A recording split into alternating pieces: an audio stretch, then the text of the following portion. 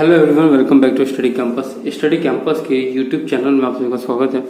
और हम कर रहे हैं ग्रेजुएशन का सब्जेक्ट बिजनेस लॉ, और जिसका जो चैप्टर था कॉन्ट्रैक्ट एक्ट 1872, और हिंदी में हम इसे कहते हैं अनुबंध अधिनियम 1872। ये इसकी वीडियो ऑलरेडी बहुत बन चुकी है पहले भी, और जिन बच्चों ने ये वीडियो इससे पहले की वीडियो नहीं देखी तो मेक श्योर पहले आप वो वीडियो देखें, तब जाके आप ये वाली वीडियो आपको समझ में आएगी।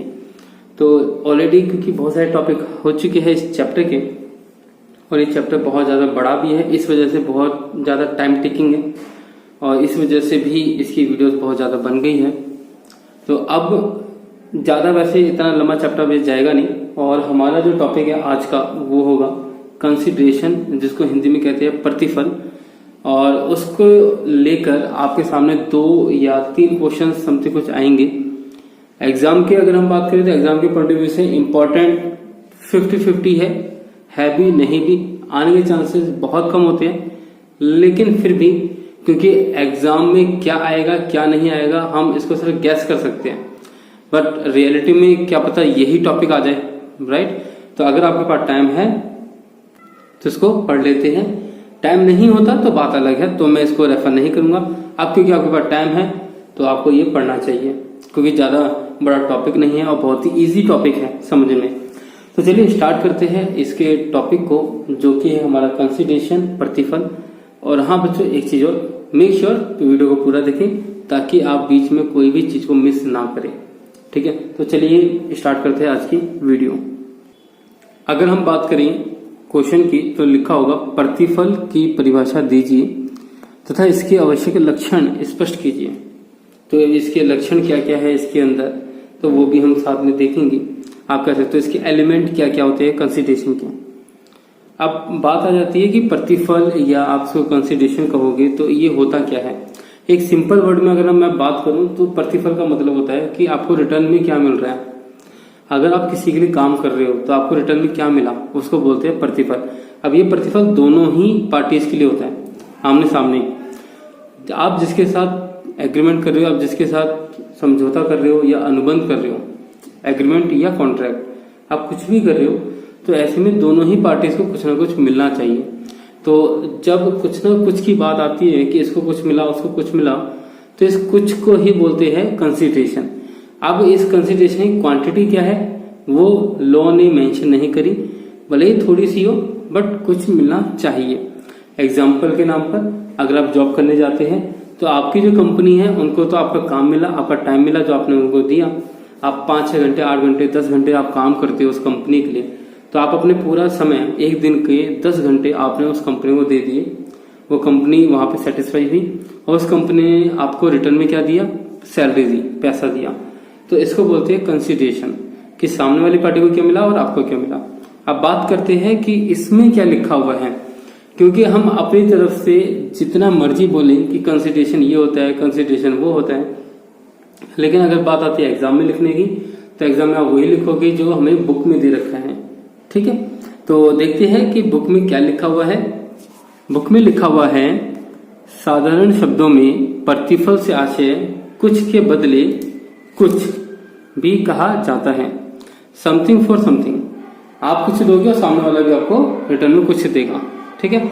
अब ये कुछ भी हो सकता है, सैलरी हो सकता है या कोई अदर चीज भी हो सकती है। आगे लिखा है, अनुबंध में भी पक्षकार कुछ पाने के बदले किसी काम को करने या ना करने का वायदा करता है। तो यहां से आपको क्लियर हुआ होगा कि लिखा है कि अनुबंध में भी पक्षकार कुछ पाने के बदले किसी काम को करने या ना करने का वादा करता है।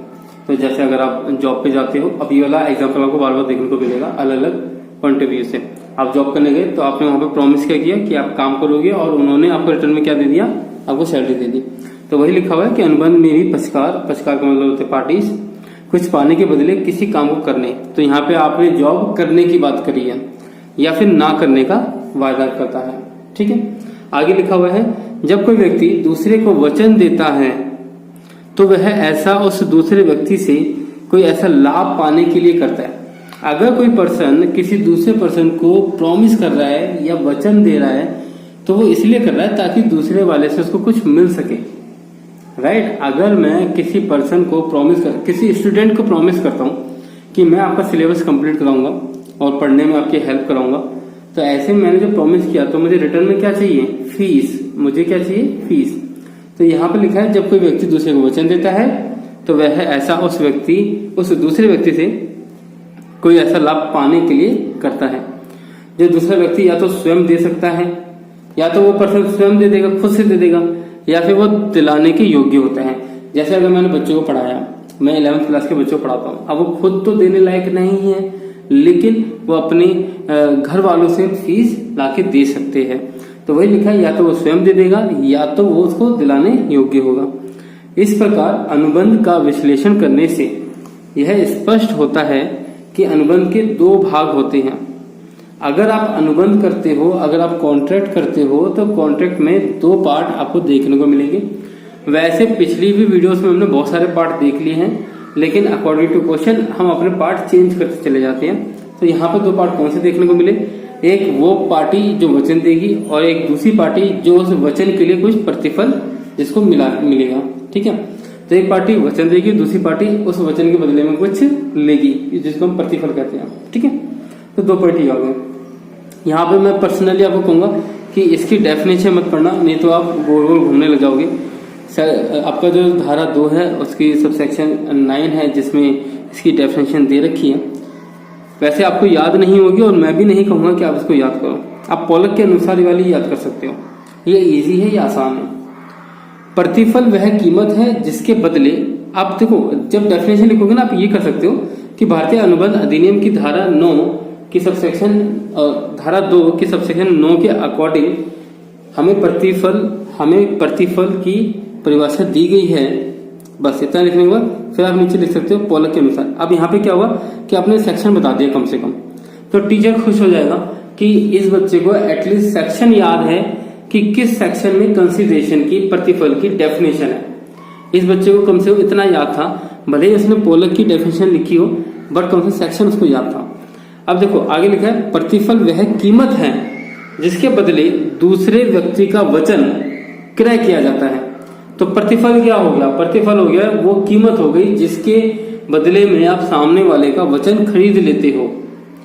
अगर देखो मैंने अगर आपको प्रॉमिस किया या फिर आप मुझसे प्रॉमिस करवाना चाहते हो कि सर मुझे लॉ के अंदर मुझे 90+ मार्क्स चाहिए ही चाहिए, आप भले ही कितनी भी फीस चार्ज करो, मैं आपको 5,000 रुपये देने के लिए रेडी हूं, मैं आपको 7,000 रुपये देने के लिए रेडी हूं, बस आप कैसे भी करके मेरे ग्रेजुएशन में 80% 70% मार्क्स दिलवा दो मुझे, किसी भी तरीके से मैं मेहनत करने के लिए तैयार हूँ आपके साथ, लेकिन आपको जितनी फीस चाहिए वो ले लो। तो ऐसे में अगर मैं आपको प्रॉमिस करूंगा कि ठीक है मैं आपको पढ़ाऊंगा और वहां पर सिर्फ आप ही रहोगे, और ऐसे में आपकी जो फीस है वो 10,000 रुपये मैं चार्ज करूंगा पूरे कोर्स की या मंथली जैसे भी होगा। तो यहाँ पे मैंने क्या किया, मैंने आपको वचन दिया, लेकिन वचन देने के लिए आपने मुझे क्या कीमत दी? राइट, तो वो आपकी फीस थी। तो इसलिए हमें यहाँ पे बोला गया है कि प्रतिफल वह कीमत है, मतलब वो 10,000 रुपये जो फीस है वो प्रतिफल है। प्रतिफल वह कीमत है जिसके बदले दूसरे व्यक्ति मतलब कि मेरा वचन आपने क्रय किया। तो वचन क्रय किया जाता है और इस कीमत के बदले में प्राप्त वचन को परिवर्तनीय करवाया जाता है। परिवर्तनीय का मतलब होता है कि कानूनी रूप से आप उसको कन्वर्ट कर सकते हो कि अगर इन फ्यूचर मैंने, या आप कह सकते हो कि एक्शन में उस वचन को लेके आ सकते हो। अगर वो वचन मैंने पूरा नहीं किया तो आप लॉ पढ़ रहे हो और हो सकता है कि आप मेरे पर केस कर दो। करना मत बच्चे, मजाक कर रहा हूँ। अच्छा, तो यहाँ पे पॉइंट आपको क्लियर होगा कि प्रतिफल वो कीमत है जिसके बदले में आप दूसरे व्यक्ति का वचन खरीदोगे, और इस कीमत के बदले में जो आपको वचन जो प्राप्त होगा आप उसको क्या कह सकते हो, आप उसको परिवर्तनीय करा सकते हो, मतलब लॉ की नजर में उसको कन्वर्ट कर सकते हो। ऐसे में लीगल इंटेंशन आप क्रिएट कर सकते हो। अब बात आती है कि एलिमेंट क्या है कंसीडरेशन के। ये आपके एलिमेंट लिखा हुआ है यहाँ पे, अनुबंध अधिनियम में दी गई प्रतिफल की परिभाषा के आधार पर। जब भी बात आती है एलिमेंट की, तो एलिमेंट आपको उसकी डेफिनेशन में ही देखने को मिल जाएगा। तो पहला जो पॉइंट है इसका, मैं आपको एक बार दिखा दूं कि इसके पॉइंट है कितने, तो आप हमें थोड़ा क्लियर हो जाएगा। तो पहला पॉइंट तो आपको यहीं पे देखने को मिल गया। यहाँ पे देखो तो 5 पॉइंट तो इधर है। नेक्स्ट पेज पे एक बार देख लेते हैं हम। टोटल आपको 7 पॉइंट देखने को मिलेंगे इसके अंदर। तो इसके जो एलिमेंट है वो 7 है कंसिडरेशन के। 7 पॉइंट आपको याद करने होंगे और इतना मुश्किल नहीं है, बहुत आसान है। तो चलिए पहले पॉइंट से स्टार्ट करते हैं। लिखा क्या है? पहला पॉइंट, प्रतिफल वचनदाता की इच्छा पर निर्भर करता है। वचनदाता का मतलब क्या है? जो प्रॉमिस कर रहा है। यहाँ पर प्रॉमिस फॉर एग्जाम्पल, अगर जैसे मेरा और आपका अगर अनुबंध होता है तो जो प्रतिफल बनेगा वो बेटा बनेगा मेरे कहने पर, क्योंकि अल्टीमेटली सर्विस मुझे देनी है तो मैं उसके लिए क्या चार्ज करूंगा। अगर आप जॉब इंटरव्यू के लिए जाते हो तो आपसे पूछा जाता है कि आपको सैलरी कितनी चाहिए। रीजन क्या है कि आप प्रॉमिस करोगे कि मैं यहाँ पे 10 घंटे काम करने के लिए रेडी हूँ और 10 घंटे काम करने के लिए मुझे इतनी सैलरी चाहिए। तो यहाँ पर जो भी प्रतिफल होगा वो किसकी इच्छा पर होगा? निर्भर होगा वचनदाता के इच्छा पर। तो आगे लिखा हुआ है, इसका एक एग्जाम्पल है, वो एग्जाम्पल ध्यान रखो। एक चीज एग्जाम्पल से पहले कि अगर प्रतिफल वचनदाता मतलब जो प्रॉमिस कर रहा है उसके अकॉर्डिंग अगर नहीं है तो वैधानिक प्रतिफल नहीं माना जाएगा, वो लीगल कंसिडरेशन नहीं माना जाएगा और ऐसे में फिर समझौता आगे चल के टूट भी सकता है। अब इसका जो एग्जाम्पल जो हमें इस बुक में दिया है वो थोड़ा सा अजीब है, लेकिन फिर भी हम उसको पढ़ेंगे। और पढ़ने से पहले मैं आपको एक एग्जाम्पल पहले समझा देता हूँ वो है क्या, फिर उसको पढ़ेंगे भी। बट एक ओवरव्यू दे देता हूँ। एक पर्सन है, मान के चलो डी है यहाँ पर, और डी को कानून ने, लॉ ने कहा कि यहाँ पे मार्केट बना दो, यहाँ पे कॉम्प्लेक्स बना दो। अब वहां पर क्या हुआ, जब कॉम्प्लेक्स बन गया, अब देखो डी कोई कॉन्ट्रैक्टर है या आप कह सकते हो कि वो बिल्डर है, जो भी कह लो कि वो सारे काम करता है, तो उसने काम कर दिया, उसे वहां मार्केट बना दी, कॉम्प्लेक्स बना दिया। अब एक पर्सन है बी, उसकी कंपनी वहां पे, उसकी दुकान है वहां पे, लेकिन चला कोई और रहा है, उसकी एजेंसी है और एजेंसी का काम क्या है कि उसने अलग अलग जगह पे अपनी दुकानें खोल रखी है। तो एक दुकान उसकी वहां पे भी खुली हुई है। अब ऐसे में बी ने डी को बोल दिया, डी जिसने वो मार्केट बनाई थी, बी ने डी को बोल दिया कि मेरी क्योंकि कंपनी वहां पे सेल कर रही है, मेरी दुकान वहां पे बिक्री कर रही है, सेल कर रही है, तो एक काम करूंगा कि जितनी भी सेल हो रही है उसका कुछ कमीशन मैं आपको दे दूंगा। अब सोचने और समझने वाली बात यह है कि डी और बी के बीच में तो कोई कॉन्ट्रैक्ट ही नहीं हुआ, क्योंकि अगर मार्केट बनाने की बात है तो मार्केट बनाने के लिए बोला किसने? कानून ने, कोर्ट ने, राइट। तो अगर अनुबंध की अगर बात की जाए तो वो अनुबंध, अब देखो आप कहोगे कि कानून क्यों कहेगा, तो बेटा जो मार्केट जो बनती है, नॉर्मल जो मार्केट बनती है, एक जो जमीन होती है वो गवर्नमेंट के अंडर होती है और गवर्नमेंट ही कॉम्प्लेक्स बनवा देती है, ठीक है, ताकि जन सुविधा वहां पे हो सके, लोग वहां पे जा सके, ठीक है।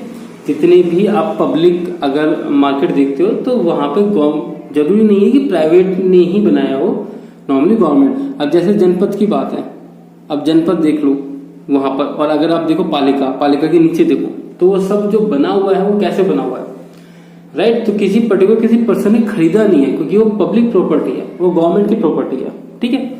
तो इसी तरीके से हुआ क्या, हाँ वो बात अलग है, बाद में टेंडर मिलते रहेंगे, दुकानें वहां पे किराए पे मिलती रहेगी, वो एक अलग चीज है, बाद में दुकानें कोई खरीद भी सकता है, लेकिन बनाने का जो काम है वो पहले सरकारी जमीन थी, सरकारी जमीन ने किया। तो सेम यहाँ पर भी हुआ कि गवर्नमेंट ने क्या किया, गवर्नमेंट ने डी को कहा कि भैया आप एक काम करो, यहाँ पे मार्केट बना दो। मार्केट बनाने के बाद जो बी पर्सन था उसने अपनी दुकान वहां पे खोली, अपनी एक एजेंसी खोली, वहां पे उसको कुछ प्रॉफिट हुआ होगा, तो उसने डी को कहा कि भैया तुमने मार्केट बनाई, मैं खुश हो गया और अब मैं आपको अपनी सेल का कुछ कमीशन दे दूंगा। बाद में शायद बी ने सोचा होगा कि मैं उसको क्यों दूं भैया, मैंने खुशी खुशी में बोल तो दिया, इंसान जब खुश होता है तो ज्यादा बोल देते हैं। ऐसे में डी ने कोर्ट में कहा होगा कि इसने मुझे कमीशन देने की बात कही, अब ये मुझे कमीशन नहीं दे रहा। तो इस कंडीशन पे कोर्ट ने कहा है कि यहाँ पे क्योंकि कंसिडरेशन नहीं है दोनों के बीच में, कंसिडरेशन दोनों के बीच में मेरा मतलब है कि डी को भी कुछ मिलना चाहिए और बी को भी कुछ मिलना चाहिए। ध्यान रखो इस बात को, क्योंकि अनुबंध जो हुआ है वो हुआ है डी और सरकार के बीच में, यहाँ पर बी तो कहीं भी नहीं आया, तो बी से कंसिडरेशन का कोई मतलब ही नहीं बनता डी का। तो यहाँ पे कोर्ट ने कहा कि ये जो आपका मामला है वो टोटली रद्द कर देता हूं मैं, क्योंकि यहाँ पे कोई अनुबंध ही नहीं है, यहाँ पे कंसिडरेशन का अभाव है, राइट। अब इसको एक बार देख लेते हैं, इस एग्जाम्पल में लिखा क्या है एक बार वो देख लेते हैं। दुर्गा प्रसाद, जिसको मैं डी कह रहा हूं, वो है आपका दुर्गा प्रसाद और बलदेव, बी फॉर बलदेव। तो दुर्गा प्रसाद और बलदेव के बीच में ये केस हुआ था, लिखा हुआ है इसके मामले में डी ने जिलाधीश की प्रार्थना पर एक बाजार बनवाया, मतलब कोर्ट के आधार पर। बी ने बाजार बनाने के प्रतिफल के लिए इस बाजार में अपनी एजेंसी द्वारा की जाने वाली बिक्री पर डी को कमीशन देने का वचन दिया। बी ने कहा कि ठीक है भैया, मेरी एक एजेंसी काम कर रही है, मैं आपको वचन दे रहा हूं, मैं आपको कमीशन दूंगा। न्यायालय ने यह निर्णय दिया कि बी द्वारा डी को दिया गया वचन वैधानिक रूप से लागू नहीं कराया जा सकता। आप उसको फोर्स नहीं कर सकते। अगर डी कहे कि मैं आपको फोर्स करूंगा, बी आप आओ मेरे पास, बलदेव को मतलब फोर्स करेगा, अगर दुर्गा प्रसाद, तो वो पॉसिबल नहीं है। बी ने अपनी मर्जी से बोला है, वो चाहे तो वो पूरा करे या तो ना करे। अगर मैं आपसे कहता हूं कि मैं आपको वीडियोस देता रहूंगा, या तो मुझे कंसिडरेशन में कुछ नहीं मिल रहा, राइट। अगर मैं चाहूं तो कभी भी मैं अपना समझौता आपके साथ तोड़ सकता हूं किसी भी टाइम, और आप इसको लीगली आप कोर्ट में चैलेंज नहीं कर पाओगे। हाँ, लेकिन अगर आप मुझे कोई पेमेंट करते हो और आप कहते हो कि सर आपकी पेमेंट इतनी, आपने ध्यान रखो, पेमेंट जो होगी वो होगी मेरे हिसाब से, आपके हिसाब से नहीं। अगर आपके हिसाब से पेमेंट है तो भी अगेन लीगल नहीं होती कोई भी चीज। खैर आगे चलते हैं। लिखा हुआ है क्योंकि यहाँ प्रतिफल का अभाव है, डी ने बी की इच्छा पर बाजार का निर्माण नहीं किया था। देखो यहाँ पे अंडरलाइन करने वाली बात है कि डी ने बी के कहने पर बाजार का निर्माण नहीं किया, जबकि जिलाधीश की इच्छा पर निर्माण किया गया था। ओके, तो ये हमारा एक केस था जो हमने यहाँ पे पढ़ा, पहला पॉइंट। अब आपके मन में एक क्वेश्चन होगा, देखो मैं आपको एक चीज बता देता हूँ कि जब आप क्वेश्चंस करते चले जाओगे और आपके पास टाइम होगा कम, तो किस तरीके से आप आंसर को रिप्रेजेंट करोगे वहां पे। ऐसा ना हो कि आप क्वेश्चंस करने में 2-3 क्वेश्चंस करने में आपने इतना टाइम लगा दिया, ठीक है। तो आप टाइम के अकॉर्डिंग अपने आंसर को थोड़ा चेंज कर लेना, थोड़ा छोटा थोड़ा बड़ा कर लेना, ठीक है। नहीं तो आप इसी में ही उलझ जाओगे। पॉइंट कम लिखे तो भी प्रॉब्लम है। तो अगर आप केस स्टडी लिखते हो अच्छी बात है, लेकिन केस स्टडी को थोड़ा शॉर्टकट यूज किया करो केस स्टडी का। यहाँ पे आपने इतना पढ़ लिया, देखो पढ़ने में अलग बात होती है और लिखने की अलग बात होती है, लिखने में टाइम ज्यादा लगता है। तो ऐसे में आप जो भी केस स्टडी होगी वो आप अपने वर्ड्स में लिख दो और बहुत ही छोटा करके लिखो, ज्यादा बेटर होगा। ज्यादा 3 लाइनें 4 लाइनें बस मैक्स, ठीक है। अगर इससे भी छोटी हो जाए तो और भी अच्छी बात है। रीजन क्या है, केस स्टडी में बस हमें नाम लिखना होता है, दुर्गा प्रसाद बनाम बलदेव, ठीक है। सीधा आप चाहो तो इसका आप आंसर लिख सकते हो, इसमें जो डिसीजन लिया गया वो डायरेक्ट लिख सकते हो, कोई प्रॉब्लम नहीं है। नेक्स्ट पॉइंट जो है हमारा वो है प्रतिफल वचन ग्रहीता अथवा किसी अन्य व्यक्ति की ओर से हो सकता है। ये बहुत ही ध्यान देने वाली बात है। इस टॉपिक का मतलब क्या है, इस टॉपिक का मतलब है कि अगर हम बात करते हैं प्रतिफल, तो प्रतिफल देगा कौन। अगर हमारे बीच में अगर बात हुई, अगर हमारे बीच में कोई भी वचनबद्धता हुई, तो ऐसे में प्रतिफल या तो आप दोगे या फिर आपके बिहाफ पे आपके घर वाले देंगे, राइट, आपकी फैमिली वाले देंगे। तो वचन के बदले में जो प्रतिफल है वो प्रतिफल कोई और अन्य व्यक्ति भी दे सकता है। इसकी केस स्टडी थी बहुत इंपॉर्टेंट, जो थी चिन्ने और रमैया की, नाम ही अलग है। और इसके अंदर हुआ क्या था, इसके अंदर ये हुआ था बेटा कि मान के चलो एक पिता है, उसने अपनी बेटी को, उसकी बेटी बड़ी थी उम्र में, तो उसने अपनी बेटी को अपनी प्रॉपर्टी देते हुए ये कहा कि मैं आपको अपनी सारी प्रॉपर्टी दे रहा हूँ, लेकिन आप अपने भाई को, आप केस स्टडी पढ़ लेना अंदर, लेकिन मैं आपको शॉर्टकट में समझा रहा हूँ, टाइम बहुत ज्यादा लग जाता है और वीडियो बहुत बड़ी बन जाती है इस वजह से। तो जो एक पिता है उसने अपनी बेटी को ये कहकर अपनी प्रॉपर्टी दे दी कि आपका जो भाई है वो छोटा है और आप उसको हर महीने या हर साल जैसे भी है आप उसको कुछ ना कुछ अमाउंट देते रहोगे, फिक्स अमाउंट कुछ बताया होगा समथिंग कुछ टाइम तक। और उसके पिता फिर चल बसे। कुछ टाइम तक उसकी बेटी ने अपने भाई को वो अमाउंट दिया, हेल्प की, लेकिन कुछ टाइम के बाद उसके मन में लालच आया होगा और वो अपने दावे से हट गई, पीछे हट गई। और ऐसे में उसने कोर्ट में ये कहा कि क्योंकि मुझे अपने भाई से रिटर्न में कुछ नहीं मिल रहा, मतलब प्रतिफल मुझे कुछ नहीं मिल रहा, क्योंकि यहाँ पे हमने कंसिडरेशन के बारे में क्या पढ़ा था कि कुछ के बदले कुछ, कि सामने वाला भी कुछ दे और मैं भी उसको कुछ दूं। बट यहाँ पे क्या हो रहा है कि भाई मुझे कुछ दे नहीं रहा और मैं उसको देते जा रही हूँ, तो इस वजह से मैं इस अनुबंध को तोड़ रही हूँ, मैं समझौते को तोड़ रही हूँ और मैं अब उसको कुछ नहीं दूंगी। लेकिन कोर्ट ने क्या आंसर दिया, कोर्ट ने कहा कि आपके भाई की तरफ से आपको ऑलरेडी मिल चुका है उसके पिता की तरफ से, उसके पिता ने आपको इनडायरेक्ट तरीके से आपके भाई के लिए ही दिया है आपको उसकी पूरी प्रॉपर्टी। तो ऐसे में आपको मिल चुका है वो, जिसको आप कह रहे हो कि मेरे भाई से नहीं मिला, आपके भाई की तरफ से आपके पिता आपको दे चुके हैं इस वजह से अब आप लायबल हो अपने भाई को जिंदगी भर वो अमाउंट देने के लिए, राइट। तो ये वहां पे डिसीजन लिया गया था, एक बार आप पढ़ लेना। Maybe I am wrong but particular सारांश उसका यही था। बात आती है थर्ड पॉइंट की, जिसमें लिखा है प्रतिफल किसी कार्य को करने या अलग रहने का वचन हो सकता है। प्रतिफल किसी कार्य को करने या अलग रहने का वचन हो सकता है।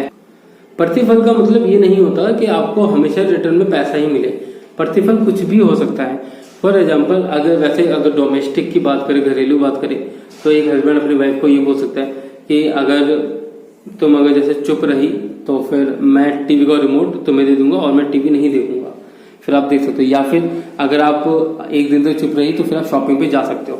तो जरूरी नहीं है कि मॉनेटरी टर्म में ही हो हर चीज, राइट। या फिर अगर आपने ये काम किया तो 1 महीने तक अगर चुप रही तो मैं तुझे गोवा लेके जाऊंगा घुमाने के लिए। तो यहाँ पे मॉनेटरी टर्म नहीं है, इसीलिए कहा गया है कि जो प्रतिफल है वो किसी कार्य को करने या किसी चीज से अलग रहने का भी वचन हो सकता है। एग्जाम्पल के नाम पर हमें दे रखा है कि ए बी को कहता है कि 15,000 रुपये ले लो और एक काम करो कि आप अपने ऋण के लिए 3 महीने तक मुझ पे मुकदमा नहीं करोगे। कहने का मतलब क्या है कि ए ने बी से उधार लिया होगा कुछ अमाउंट और बी कह रहा होगा कि मुझे पैसा चाहिए मेरा वापस। अब ए ने कहा बी को कि एक काम करो 15,000 रुपये रखो, अभी शांति रखो, मेरे पर मुकदमा मत करना कोई भी, नहीं तो मेरी गुडविल खराब हो जाएगी और 3 महीने तक मेरे पर कोई मुकदमा मत करो। मैं पूरी कोशिश करूंगा कि 3 महीने बाद आपको वो ऋण वापस कर दूं, तब तक आप ही 15,000 रुपये रखो। तो यहाँ पे जो 15,000 रुपये दिए, यहाँ पे जो प्रतिफल दिया वो किस काम के लिए दिया? कुछ ना करने के लिए, मतलब मुकदमा ना करने के लिए। तो ए को रिटर्न में क्या मिला कि बी कोई भी एक्शन नहीं लेगा, तो ये उसके लिए प्रतिफल हो गया। और बी के लिए क्या प्रतिफल हुआ? उसको 15,000 रुपये मिल गए फ्री में और उसको कुछ भी काम करने को नहीं मिला, ठीक है। तो इसलिए कहा गया है कि प्रतिफल किसी कार्य को करने या अलग रहने का भी वचन हो सकता है। नेक्स्ट पॉइंट है हमारा प्रतिफल भूत, वर्तमान अथवा भावी हो सकता है। मतलब ये प्रतिफल का ये नहीं है रीजन कि आपको अभी के अभी ऑन द स्पॉट मिले, पर आपका जो प्रतिफल है वो आपको पास्ट में भी मिल सकता है, वो आपको वर्तमान अभी भी मिल सकता है, या आपको भविष्य के लिए भी बोल दिया गया हो कि आपको फ्यूचर में ऐसा मिल जाएगा। एग्जाम्पल पढ़ लेते हैं, इसके कुछ एग्जाम्पल दे रखे हैं। पहला ही पॉइंट है आपका भूत प्रतिफल। पास्ट में कंसिडरेशन कैसे? मान के चलो कि आपने पास्ट में किसी के लिए कुछ काम किया हो और बाद में उसने कहा हो कि मैंने कल परसों तेरे लिए ये काम किया था और अब मुझे ये अमाउंट दे दे, ठीक है। या मैं तेरे लिए आटा लेकर आया, चल अब मेरे को 2 रुपये दे दे, ठीक है। तो आपने पास्ट में कुछ काम किया और अब आप आज के दिन उसके लिए कंसिडरेशन मांग रहे हो, अपना प्रतिफल मांग रहे हो, ठीक है। आगे की बात करेंगे बेटा, तो आगे है हमारा वर्तमान वाला। वर्तमान का तो नॉर्मल है, अभी काम करो, अभी के अभी आपको पैसा चाहिए। फ्यूचर में क्या है? फ्यूचर में इसका ये हो गया कि आप आज का 2 हफ्ते बाद या अगले महीने आप मुझे पेमेंट कर देना। ऐसे मेरे साथ नॉर्मली यही होता है। मेरा कोचिंग सेंटर है, यहाँ पर मुझे यही देखने को मिलता है। भूतकाल का तो पता नहीं क्या सीन है, लेकिन मेरा यही है कि आज काम करो और मेरे को पेमेंट मिलती है बाद में, और कई बच्चे तो वो पेमेंट ही नहीं करते हैं। खैर छोड़ो, आगे की बात करते हैं हम। एक बार एग्जाम्पल बेटा पढ़ लेना आप सभी, ठीक है। 5वां पॉइंट, प्रतिफल का पर्याप्त होना आवश्यक नहीं है। पर्याप्त का मतलब क्या है? पर्याप्त का मतलब है कि फुलफिलमेंट।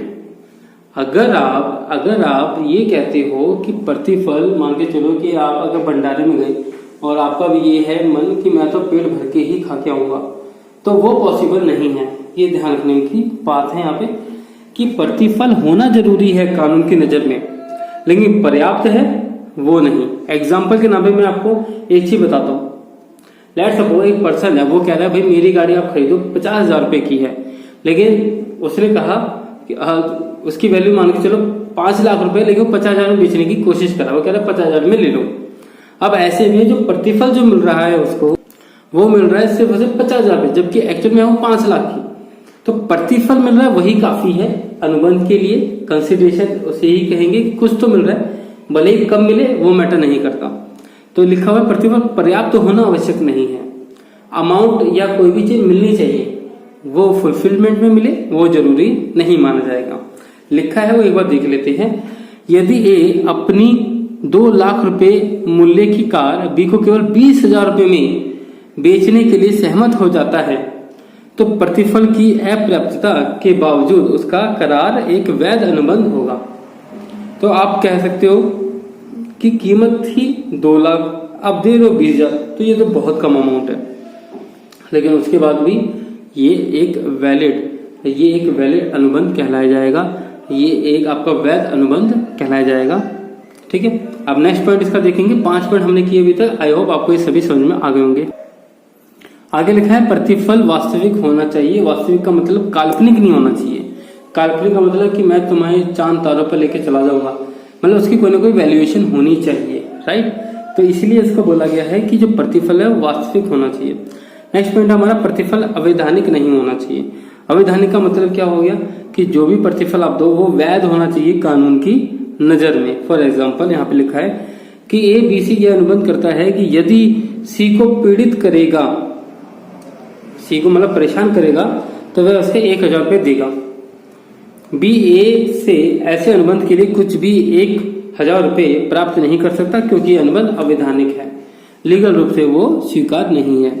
अगर मैं आपसे कहूं कि आप एक काम करो, आप मुर्गा बन जाओ, तो मैं आपको 2 रुपये दूंगा, तो वो सही नहीं है, वो अवैधानिक है। या आप कहो कि पुलिस वाले को थप्पड़ मार के आ जाओ, मैं आपको पैसे दे दूंगा, तो वो भी अवैधानिक है, राइट। तो जो भी प्रतिफल हो वो अवैधानिक नहीं होना चाहिए, वो लीगल होना चाहिए एक दूसरे के लिए। ठीक, अब बात करेंगे इसके सेकंड क्वेश्चन और थर्ड क्वेश्चन भी मैं आपको दिखा देता हूँ। अब इसके अंदर क्या है वो मैं आपको समझा देता हूँ। इसको मैं ऊपर से समझाऊंगा इसमें पॉइंट क्या है, बट फिर भी पढ़ेंगे तो उसको भी अच्छे से। ये ज्यादा बड़े क्वेश्चन नहीं है, बहुत ही छोटे छोटे क्वेश्चन हैं। कानून ऐसे वचन को परिवर्तन नहीं करता जिसके बदले में कुछ प्राप्त ना हो। व्याख्या कीजिए। लिखा है the law will not enforce a promise given for nothing. Explain. कहने का मतलब ये है कि कानून ऐसे प्रॉमिस को कानूनी रूप प्रदान नहीं करेगा जिसके बदले में सामने वाले को कुछ प्राप्त ना हो। मतलब कहीं ना कहीं यहाँ पर क्या कहने की बात है, कंसिडरेशन की बात है। अगर कंसिडरेशन नहीं है, अगर यहाँ पर प्रतिफल नहीं है, तो कानून ऐसे प्रॉमिस को कानूनी रूप देने से मना कर देगा। ये क्वेश्चन है। अब इसको एक्सप्लेन करना है आपको, ठीक है। अब यहाँ पे एक्सप्लेन आप किस तरीके से करोगे, अब वो देखने वाली बात है बेटा। तो चलिए स्टार्ट करते हैं हम इस क्वेश्चन के आंसर को और देखेंगे इस आंसर में क्या लिखा है और आप किस साथ से इसको आंसर लिखोगे। अगर हम बात करते हैं इस क्वेश्चन की कि इसके आंसर को आप किस हिसाब से लिखोगे, तो सबसे पहला जो पॉइंट होगा बेटा वो ये होगा कि अनुबंध की वैधता इसलिए मानी जाती है क्योंकि वहां पर एक पक्ष और दूसरे पक्ष को प्रतिफल मिलता है, मतलब कुछ के बदले कुछ मिलता है। अगर नहीं मिलेगा तो उसे अनुबंध नहीं माना जाएगा या उसकी वैधता नहीं मानी जाएगी। लिखा है वो पढ़ते हैं। अनुबंध की वैधता के लिए प्रतिफल का होना आवश्यक है। जब एक पक्ष दूसरे पक्ष के लिए किसी कार्य को करने या ना करने का वचन देता है तो उस बदले में कुछ जो दिया या किया जाता है को प्रतिफल कहते हैं। न्यायाधीश के अनुसार प्रतिफल वह मुआवजा है जो वचनदाता के वचन के बदले दूसरे पक्ष ने दिया है। तो ये डेफिनेशन है और इसकी 1-2 लाइन यहाँ पे दे रखी है। अब हम इसकी डेफिनेशन नहीं पढ़ेंगे, ये ऑलरेडी पढ़ चुकी है। तो अभी तक हमने डेफिनेशन पढ़ी है और एक चीज जो आपको यहाँ पे ध्यान देनी है वो पहली लाइन में लिखी है कि अनुबंध की वैधता के लिए प्रतिफल का होना आवश्यक है। तो आप अपने क्वेश्चन के आंसर को इस लाइन से ही शुरू करोगे कि प्रतिफल का होना आवश्यक है। अब एक एग्जांपल दे सकते हो उसके बाद। एग्जाम्पल में क्या लिखा हुआ है, एग्जाम्पल में लिखा हुआ है कि एक राकेश है जो अपनी पुस्तक मोहन को 100 रुपए में बेचने का वचन देता है। अब यहाँ पर अगर देखा जाए तो राकेश को रिटर्न में तो 100 रुपए मिल रहे हैं और मोहन को मिल रही है बुक। तो एक दूसरे के लिए इनके पास क्या कह सकते हो कि प्रतिफल है। तो राकेश की बात करें तो राकेश के लिए 100 रुपए प्रतिफल है, और अगर हम बात करें मोहन के लिए तो मोहन के लिए पुस्तक उसका एक प्रतिफल का काम करेगा।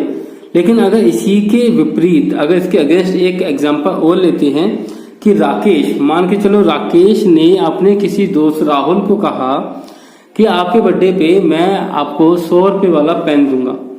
अब यहाँ पर अगर राकेश पेन नहीं देता बर्थडे पे, तो जो राहुल है वो उसके ऊपर केस नहीं कर सकता, क्योंकि ऐसे में जो अनुबंध है वो वैध नहीं है। उसके पीछे का रीजन ये है कि जो प्रतिफल है वो बर्थडे वाले पर्सन राहुल को तो मिल रहा है, लेकिन राकेश को क्या मिल रहा है। अब आप ये कहोगे कि सर पार्टी बुला रहा है, नहीं वो मैटर नहीं करता, लेकिन बात यहाँ पर ये आ जाती है कि राकेश को क्या मिल रहा है। तो राकेश को रिटर्न में कुछ नहीं मिल रहा, वो उसके ऊपर की बात है, उसके मन के ऊपर की बात है, उसकी विलिंग के ऊपर है कि वो देना चाहे तो दे, नहीं तो ना दे। ठीक है। हाँ, एक यहाँ पे कंडीशन है। कंडीशन क्या है कि अगर ये बात लिखवा ले राहुल कि हाँ ये मुझे मेरे बर्थडे पे देगा, तो ये आप थोड़ा सा यहाँ पे इश्यू क्रिएट हो सकता है। अब एक एग्जांपल यहाँ पे देखो, प्रतिफल के बिना अनुबंध व्यर्थ होता है, इस नियम के कुछ अपवाद है। अपवाद का मतलब होता है ऐसी कंडीशन जहां पर ये रूल लागू नहीं होता, मतलब बिना प्रतिफल के भी अनुबंध माने जा सकते हैं। तो पहला जो पॉइंट है वो है उसके अपवाद, स्वाभाविक प्रेम एवं स्नेह पर आधारित ठहराव। इस पॉइंट को एक्सप्लेन करने से पहले मैं आपको ये समझाना चाहूंगा कि प्रतिफल का पॉइंट रखा क्यों कोर्ट ने। कोर्ट ने क्यों कहा कि अनुबंध करने के लिए प्रतिफल का होना जरूरी है। अगर एक दूसरे दोनों पार्टीज के लिए अगर प्रतिफल नहीं है तो अनुबंध को हम वैलिड नहीं मानेंगे। उसके पीछे का रीजन ये था क्योंकि लोग खुशी में या दुख में किसी भी तरीके से कोई ना कोई प्रॉमिस कर देते हैं सामने वाले को, और आइए आपको पता है इमोशंस में आके पर्सन प्रॉमिस कर देते हैं और बाद में उसको पूरा करना मुश्किल हो जाता है, राइट। तो ऐसे में अगर ये सारी चीजें अगर होने लग जाएं तो कोर्ट के पास कितने सारे मामले आ जाएंगे और कितने अजीबोगरीब मामले आएंगे, वो आप सोच सकते हो, इमेजिन कर सकते हो कि मेरे दोस्त ने मुझे ढाबे पे खाना नहीं खिलाया जबकि उसने आज से 1 साल पहले प्रॉमिस किया था। सोचो कितने अजीब अजीब से केसेस आएंगे। इस वजह से प्रतिफल यहाँ पे बीच में लेकर कोर्ट लेकर आया है डेफिनेशन में। अब बात करेंगे इसकी कुछ अपवाद जो थे कि किस कंडीशन में अनुबंध बिना प्रतिफल के भी मान्य होगा। तो वो पॉइंट है आपका स्वाभाविक प्रेम एवं स्नेह पर आधारित। यहाँ पे लिखा है कि कई बार क्या होता है कि आप आपके जो रिलेटिव होते हैं, जो आपके बहुत क्लोज होते हैं, आप उनसे कुछ प्रॉमिस कर लेते हो और ऐसे में वो प्रॉमिस रिटर्न में आपको कुछ नहीं मिलता। आप ही प्रॉमिस कर देते हो कि आप उसके लिए ये करोगे, लेकिन वो आपके लिए कुछ नहीं करता ऐसे में, है ना। तो रिटर्न कोई प्रॉमिस तो आपने किया, उसने थोड़ी किया किसी चीज के लिए, क्योंकि खुश आप थे सबसे ज्यादा। मान के चलो कि आपके चाचा का बर्थडे था और आपके चाचा ने कहा कि मैं आपको कल साइकिल लेके दूंगा, राइट। तो ऐसे में आपने तो कुछ नहीं किया, लेकिन उनकी खुशी थी तो उन्होंने आपको प्रॉमिस कर दिया। तो ऐसी कंडीशन में वैसे तो ये वैध अनुबंध नहीं माना जाएगा, लेकिन एक कंडीशन है जहां पे ये मान लिया जाएगा। उसके पीछे का रीजन ये है कि अगर ये आपने लिखित में या रजिस्टर करवा लिया, लिखित या रजिस्टर करवा लिया, तो ये आपका जो अनुबंध है वो वैध हो जाएगा। आप कोर्ट में उसको पेश कर सकते हो। नेक्स्ट पॉइंट हमारा क्षतिपूर्ति का वचन होना। क्षतिपूर्ति का वचन का मतलब क्या है। मान के चलो कि आपने कोई भी प्रोडक्ट मार्केट से खरीदा, अब आपने एक बार तो पेमेंट कर दी, बार बार तो पेमेंट करोगे नहीं इस प्रोडक्ट के लिए। अब वो मशीन जो है वो खराब हो गई। अब ऐसे में आपने कहा कि भैया आप मुझे कंपनसेट करो इस चीज के लिए, आप इसको ठीक करके दो। अब सामने वाली कंपनी उसको ठीक करेगी, अपना पैसा लगाएगी, लेकिन रिटर्न में आपसे कुछ नहीं लेगी। तो अगर क्षतिपूर्ति का वचन है तो वो भी बिना कंसिडरेशन के, बिना प्रतिफल के पूरा किया जाता है। आगे है अवधि वर्जित ऋण के भुगतान का वचन। अब आपने बैंक से अगर लोन लिया 10 लाख का, 5 लाख का, 50 लाख का, 500 करोड़ का आपने लोन लिया और एक टाइम पीरियड के बाद आप उसको पे नहीं कर पाए। अब ऐसे में बैंक तो आपके लिए काम कर चुका, उसने तो पैसा दे दिया आपको, अब बार बार थोड़ी देगा। अब ऐसे में टाइम निकल जाने के बाद भी अब आप बाउंड हो उस पैसे को देने के, आप अभी भी उसका प्रतिफल, बैंक का जो प्रतिफल है वो बैंक को दोगे, जबकि बैंक आपको कोई भी प्रतिफल नहीं देगा। तो इस कंडीशन में भी जो अनुबंध होता है वो वैध होता है, वो माना जाता है। एजेंसी देने का अनुबंध। अगर बेटा आपकी कोई कंपनी है और अगर आप अपने किसी पर्सन को एक एजेंसी की अथॉरिटी दे रहे हो, तो ऐसे में वो पर्सन भी आपको कुछ देगा नहीं रिटर्न में, सिर्फ आप ही दोगे यहाँ पर कुछ, क्योंकि आप यहाँ पे उसको एजेंसी दोगे, आप उसको अधिकार दोगे। अब वो आपको रिटर्न में कुछ नहीं देगा, वो सिर्फ आपको प्रोडक्ट लेके बेचेगा जाके और कुछ नहीं करेगा। नहीं बिका तो भी आप कुछ नहीं कर सकते उसको, राइट। तो ऐसे में हाँ इतना कर सकते हैं कि उसकी एजेंसी का जो लाइसेंस है वो आप उससे वापस ले सकते हो, बस। लास्ट पॉइंट है दान या उपहार।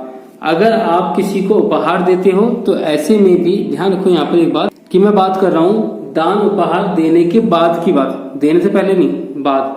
आप बर्थडे पार्टी में गए, आपने उसको अपनी एक, आप बहुत अमीर हो, आपने अपनी एक वॉच दी जो कि 5,000 रुपए की।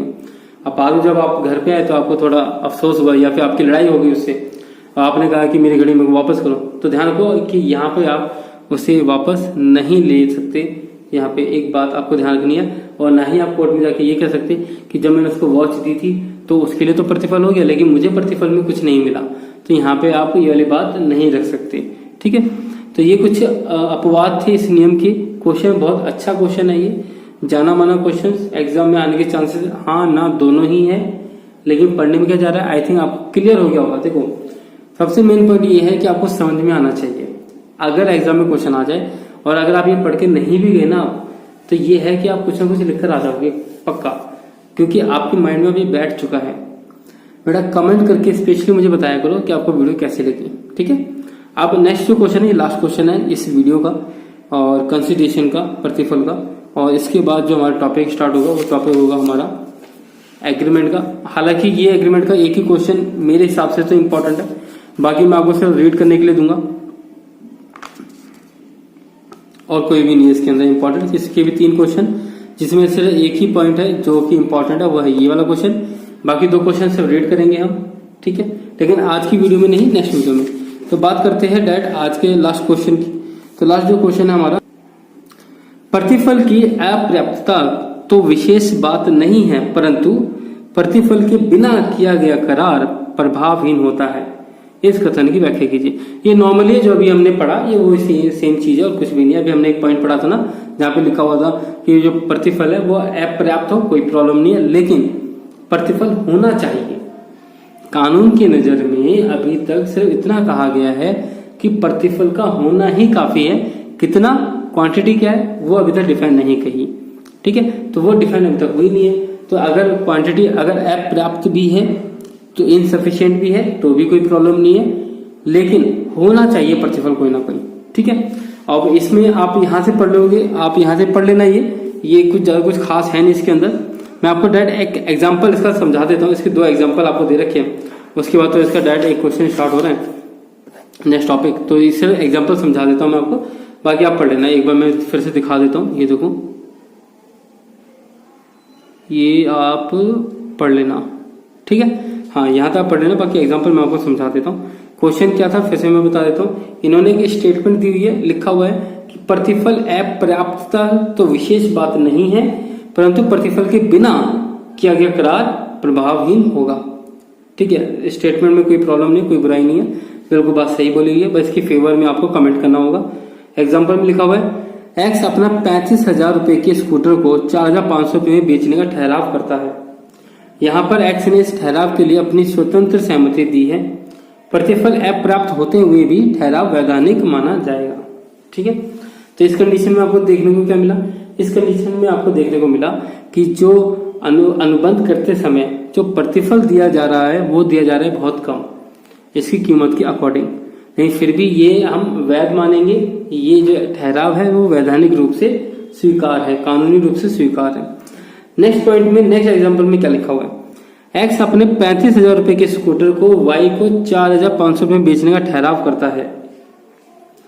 एक्स इससे इनकार करता है कि उसने इस ठहराव के लिए अपनी सहमति स्वतंत्रता में दी थी।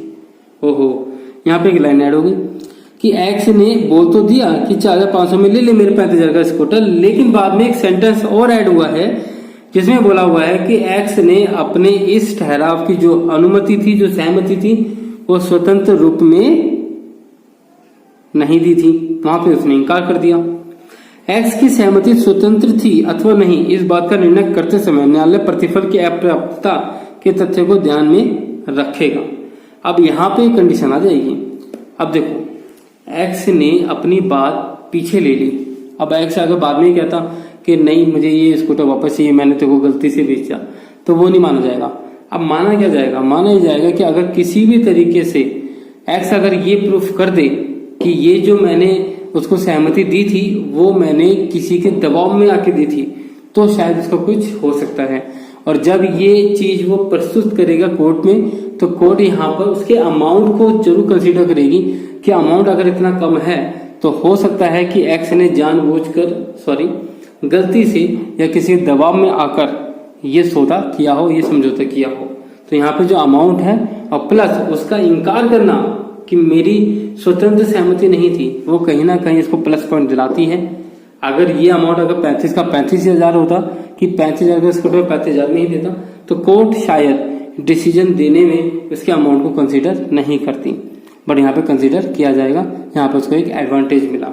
ठीक है, तो बच्चों ये वीडियो अगर आपको अच्छी लगे तो कमेंट करो। यहाँ पे वीडियो खत्म होती है और नेक्स्ट वीडियो में मिलेंगे। अब ये चैप्टर ज़्यादा रहा नहीं, बहुत ही थोड़ा सा चैप्टर रह गया है। आई थिंक 2 वीडियो का और रह गया होगा शायद।